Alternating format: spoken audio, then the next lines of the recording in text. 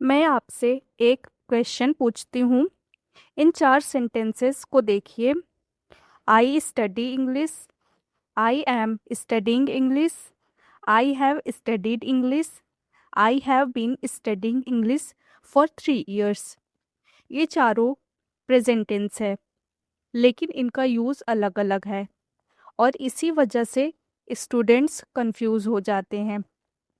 आज मैं आपको एक ऐसी ट्रिक बताऊंगी जिससे आप बिना रटे प्रेजेंट टेंस के चारों फॉर्म्स पहचान लोगे। एक क्वेश्चन पूछूं। अगर मैं आपसे बोलूं मैं स्कूल जाती हूं और फिर बोलूं मैं स्कूल गई थी और फिर बोलूं मैं स्कूल जाऊंगी, तो इन तीनों सेंटेंसेस में सबसे बड़ा डिफरेंस क्या है? जल्दी सोचिए। स्कूल सेम है, मैं भी सेम हूँ, फिर डिफरेंस क्या है?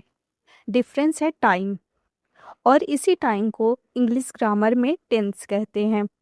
अब ध्यान से मेरी बात सुनिए। आज के बाद टेंस रटना नहीं पड़ेगा, बस समझना पड़ेगा। सबसे पहले सेंटेंस देखिए। मैं स्कूल जाती हूँ, यहाँ काम रेगुलरली होता है। आज भी जाती हूँ, कल भी गई थी, आगे भी जाऊंगी, मतलब हैबिट है। इसलिए ये है प्रेजेंट इंडेफिनिट टेंस, और इसका फॉर्मूला है सब्जेक्ट प्लस वर्ब की first form plus object. Example, I go to school. और एक बात बताइए, अगर सब्जेक्ट ही, शी या इट हो तो क्या होगा? क्या हम बोलेंगे ही गो टू स्कूल? नहीं, हम बोलेंगे ही गोज टू स्कूल।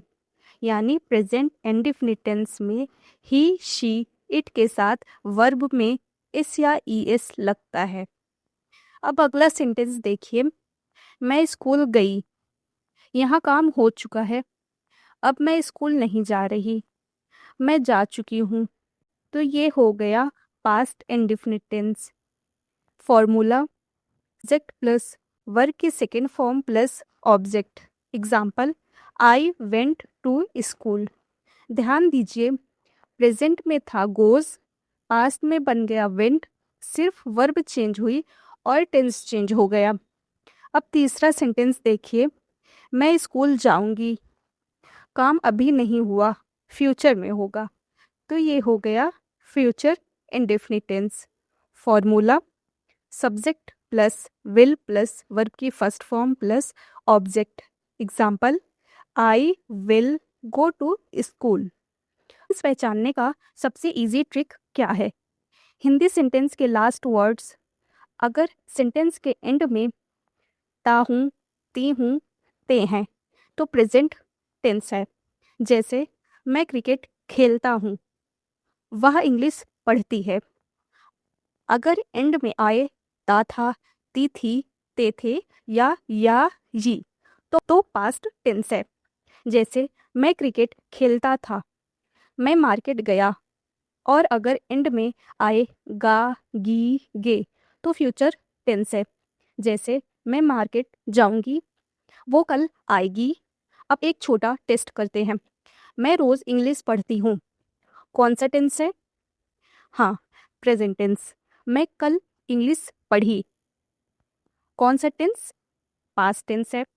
मैं कल इंग्लिश पढ़ूंगी, कौन सा टेंस है? Future tense. टेंस मुश्किल नहीं था, बस टाइम को पहचानना था। अब आप सोच रहे होंगे कि क्या प्रेजेंट टेंस सिर्फ एक ही होता है? नहीं, यहीं पर ज़्यादातर स्टूडेंट्स कंफ्यूज हो जाते हैं।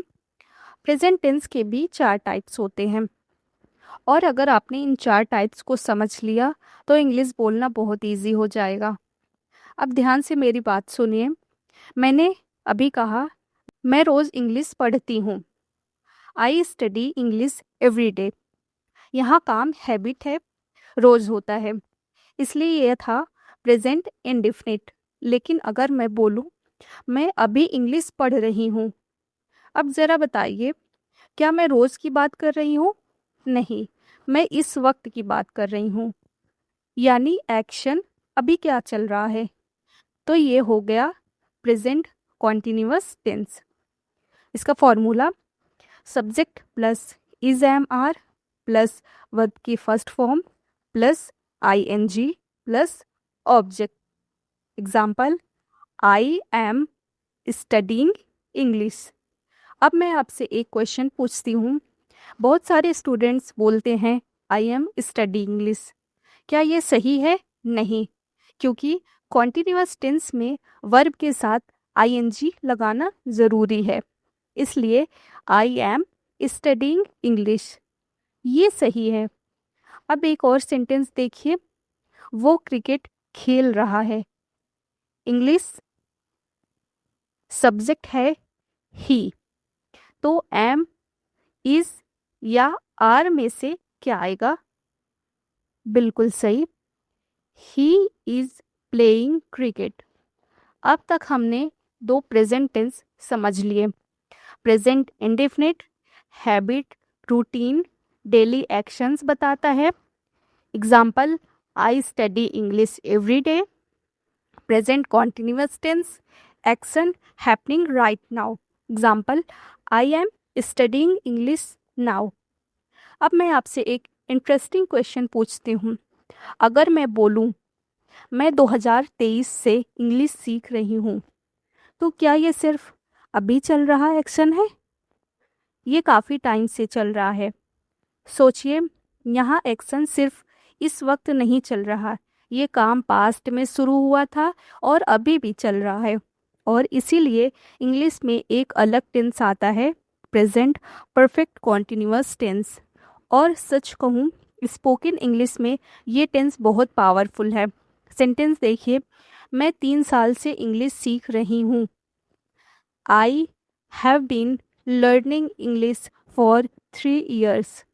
अब यहाँ एक चीज़ नोटिस कीजिए, फॉर 3 years सिंस 2023। जैसे वर्ड्स दिखते ही आपको अलर्ट हो जाना है, क्योंकि ये अक्सर प्रेजेंट परफेक्ट कॉन्टिन्यूअस टेंस की तरफ इशारा करते हैं। अब एक और सेंटेंस देखिए, मैं 2 घंटे से होमवर्क कर रही हूँ। अब फोकस किस पर है? कंप्लीट होने पर नहीं, फोकस है टाइम ड्यूरेशन पर। काम कब से चल रहा है, इसलिए यहाँ आएगा I have been doing my work for 2 hours। ये है present perfect continuous tense. Formula, subject plus has have plus been plus verb की first form plus ing plus object plus since या for. Example, I have been studying for 3 hours। She has been waiting since morning. अब तक हमने present के 3 important forms समझ लिए। अब 1 minute, यहीं पर सबसे ज़्यादा कन्फ्यूज़न होता है। बहुत सारे स्टूडेंट्स बोलते हैं I have been completed my work, I have completed my work for 2 hours, और फिर सोचते हैं कि गलती कहाँ हो गई। तो चलिए आज ये कन्फ्यूज़न भी ख़त्म कर देते हैं। मैं आपसे एक क्वेश्चन पूछती हूँ, मैंने अपना होमवर्क कंप्लीट कर लिया। यहाँ फोकस किस पर है? काम कितने देर से चल रहा है या काम कंप्लीट हो गया है? जल्दी सोचिए। बिल्कुल सही, यहाँ फोकस है रिजल्ट पर, काम कंप्लीट हो चुका है। इसलिए यहाँ आएगा I have completed my homework. ये है present perfect tense. Formula, subject plus has have plus verb की third form plus object. Example, I have finished my work. She has cleaned the room. मेरी शॉर्टकट ट्रिक सुन लीजिए। जब sentence में focus हो result, complete work हो चुका हो, तो प्रेजेंट परफेक्ट। और जब फोकस हो ड्यूरेशन, कब से कितनी देर से, तो प्रेजेंट परफेक्ट कॉन्टिन्यूअस टेंस। मैं 2022 से दिल्ली में रह रहा हूँ। आप क्या बोलेंगे? I have lived in Delhi since 2022 या I have been living in Delhi since 2022।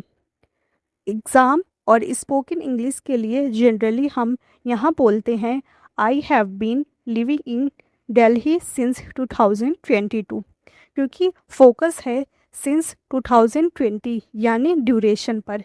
अब ज़रा पीछे मुड़कर देखिए, हमने प्रेजेंट टेंस के 4 फॉर्म्स कवर कर लिए हैं। Present indefinite, I study English. Present continuous, I am studying English. Present perfect tense, I have studied English. Present perfect continuous tense, I have been studying English for 3 years। और सच बताऊं, अगर आप इन चारों का difference समझ गए तो इंग्लिश लर्नर्स के टॉप 80% से आगे निकल जाओगे।